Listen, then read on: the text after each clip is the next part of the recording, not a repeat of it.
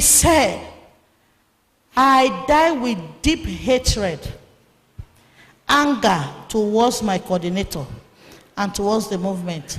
I died in disrespectful mind and terrible anger towards Pastor Rika because of what Brother Sambo and this mother in the Lord told me about him.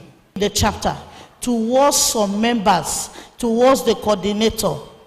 I used to cause trouble in the fellowship, talk bad about the leaders and about the chapter.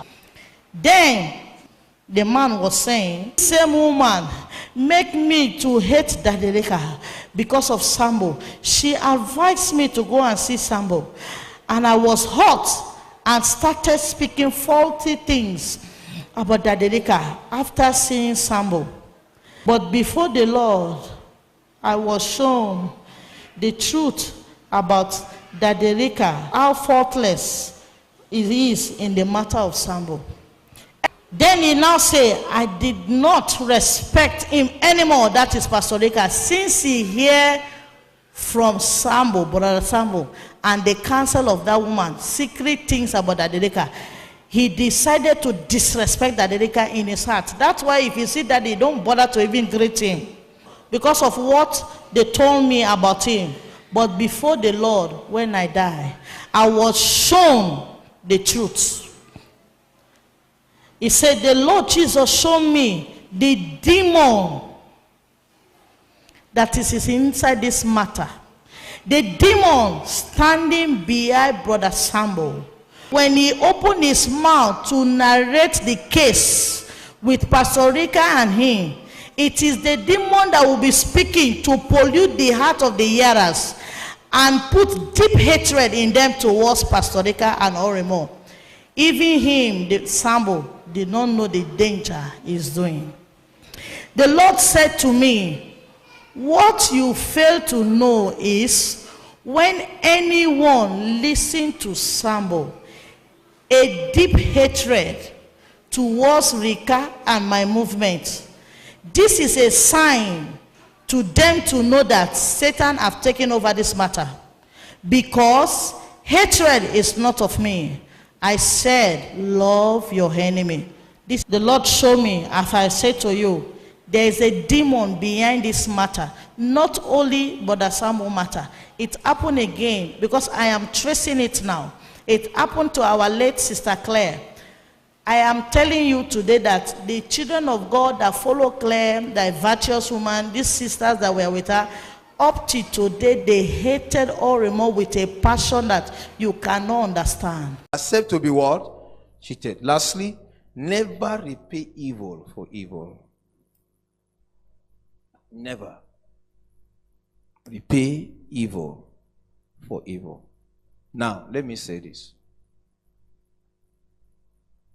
Others will say, don't talk about that matter again. Others will say, Kai, no.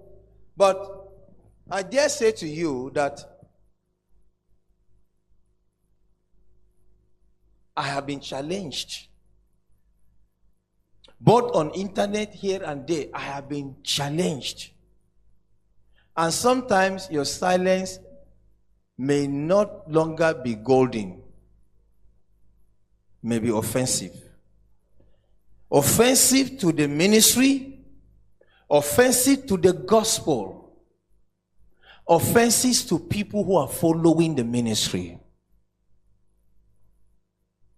I'm talking about my matter with Oremo. And this is it. 1. I and my wife is not here eventually. I and my wife went to our pastor then. We, two of us, knelt down. Because I'm talking about offensive. Because after this one, now, those who are online be challenging me. He's talking about offensive. When he offends somebody, he should go back. I and my wife have gone to Pastor Rika and knelt down when we were talking to us. And we said to him, we are sorry. He said, no, stand up, stand up, stand up, stand up, stand up, stand up. We stood up and we sat down. The matter continued. The man that introduced me to him, Pastor Daniel Yisbo, heard the matter from somebody, came to my house and said, son, what am I hearing? I told him a parable. I said, can the tongue and the teeth not have problem? Sometimes you chew food, mistakenly your tooth bite the tongue. But possible, it happens. I used that parable to say, I tried to wash down the matter and say, no, it's not a big matter. He said, well, no. The matter, I heard them talking on the phone because Pastor Mikhailo and Pastor Rika were on phone, on me. And the kind of words that were being used, he said, no, this is a conflict. Son, tell me the matter. I sat him down and I narrated A to Z to him. He said, is that so? I said, yes. Mike, you and Pastor can no longer sit down, two of you, to resolve this matter. I will take you to Pastor. On the 3rd of June 2015, we flew from Yola to Abuja, came to his house, and Pastor Yisbo said, Mike is our son. I heard you and Mikhailo talking on the phone on this young man. And Mike is our son. I introduced you to him. You don't know him. What is the matter? Pastor, you don't have the capacity to settle this matter. Tell you this.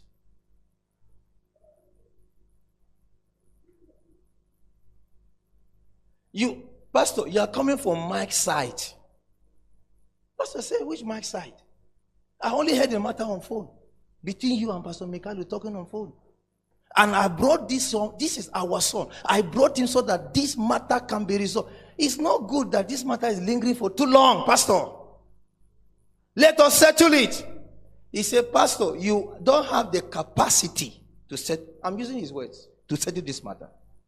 Pastor Yisbo said, if you allow me to live here without settling this matter, you may never be able to settle this matter again.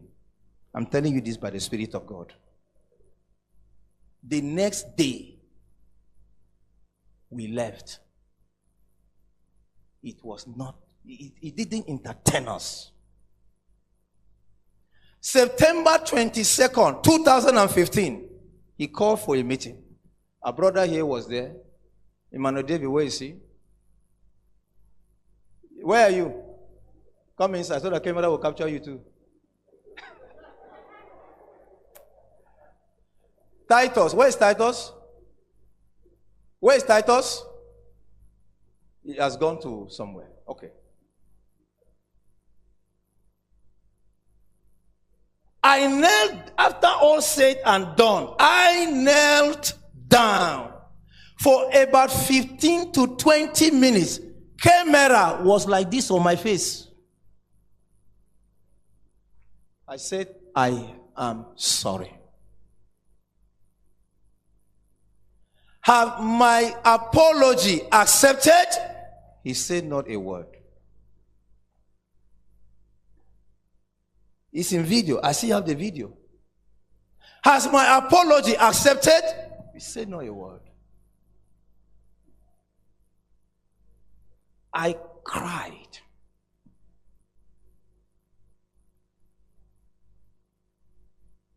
Okay.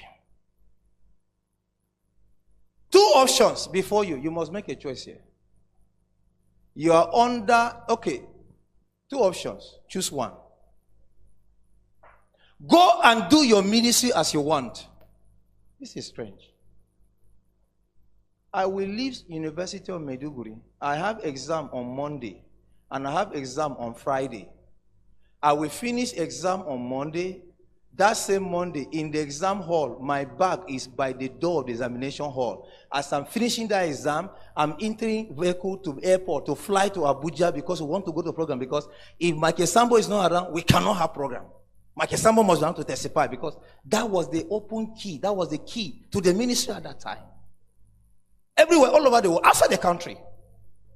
When you invited me to come to Sierra Leone, did you invite Pastor Rika? Huh? Say, camera should hear your voice. You only invited me. I was the one that said, no, I must come with him. And so, for those of you who have put your mouth on things you don't know, and accuse me, I'm peaceful. See me, I'm peaceful. And so, we left that day. You are on indefinite discipline. Okay? The next day, Brother Jeff, Brother Emmanuel David came to him and said, Pastor, we want to revisit that matter. What is the way? He asked, what is the way forward? The way forward is forgive and let us walk. He said no. That yesterday when Michael Sambo knelt down to pray, to ask for forgiveness, he really wanted to forgive him. But something tell him, no, don't forgive him. Michael Sambo is pretending. So I withdraw my forgiveness.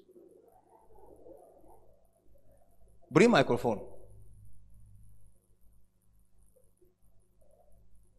Bring microphone.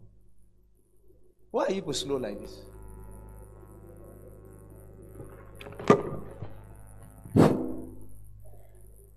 See, what have I said? Is it lie or truth?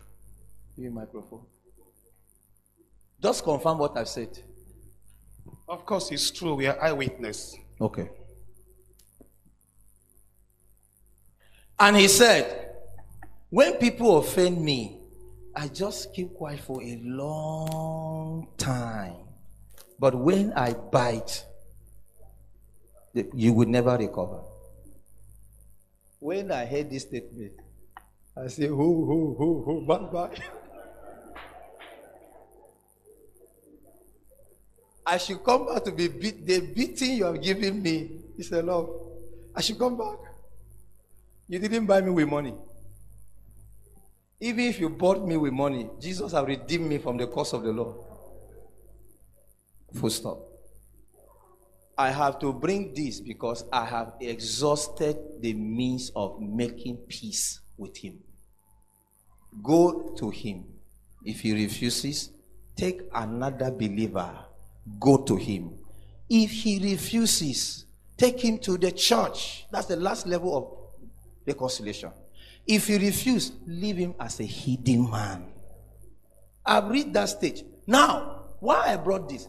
Nobody in this world has the right, scriptural right, to ask me to go back again to see for another apology. Which one? Can you back your action with scriptures? To me? Nobody. Then we have to hurt the spirit and the letter of the scriptures. We have to hurt the spirit and the letter of the scripture to tell me to go again. Jesus said, if you have gone the third time, if it be possible, as much as it lieth in you, live peaceably with all men. If it is not possible, kill yourself. Rise up. Now, I want to say this. Don't take offense too far. It is the offense that have been witch hunting me up to today. That Linda will give prophecy that somebody died recently in Abuja and went and that God took her to hell. And that she saw that person that died in Lube here, in hell, who was bitterly talking. And Jesus told her that, Jesus explained to the person that it is Michael Sambo that has all the offense. Pastor Rika has no offense. This revelation that Jesus had to take her to him to tell her this one. And that it is when the man talked with Michael Sambo, came to Michael Sambo and talked with Michael Sambo, that he began to hate Pastor Rika. And that in heaven there, Jesus told her that there's an evil spirit. If there's an evil spirit that is talking through Michael Sambo, that whosoever Michael Sambo talked to is on the way to hell. Listen, it is the same envy that has brought this. Now, listen, I'm telling you this. This matter is on video. It's everywhere on WhatsApp, internet, everywhere. On YouTube. Now, let me say this. They said, I talked to and met. I have never seen him with my eyes. I have never seen Dan that died, that went to hell, and is complaining and saying in Revelation by Linda that I I, Michael Sambo, talk with the man and discuss with the man. I have never seen the man in my life. I have never talked with Dan on phone. I didn't even know that the lady I knew as a doctor is a wife to the man. I did not know that lady was married. So when this whole issue came up, I called my brother from Lube, Joshua. I said, Joshua, they said, Dan, who is this Dan that died that they say I talk with? Bring the picture of it. I want to be sure. Bring the picture to me. They went to Facebook, exhumed the picture and brought it to me. And I saw the picture. I said, I've never seen this person. I've never talked with him. I now called the wife. He now told me that this man is a husband of Dr. Joy. Dr. Joy. I said, who is Dr. Joy? The one in Lube. I said, I didn't even know her name, much more Dr. Joy. I only know her as doctor. I called the lady, the wife of the man. I said, come, madam, something is happening. Unfortunately, we are supposed to be comforting you now for being bereaved. But there's a controversy around your husband, involving me. That's why I'm calling you. Sorry for the death of your husband, but let's say the straight. Did your husband ever told you that he met with me one day? Because as a wife, you must know. He said, I will be true to you. My husband has never told me he ever met with you. I know that my husband does not know you.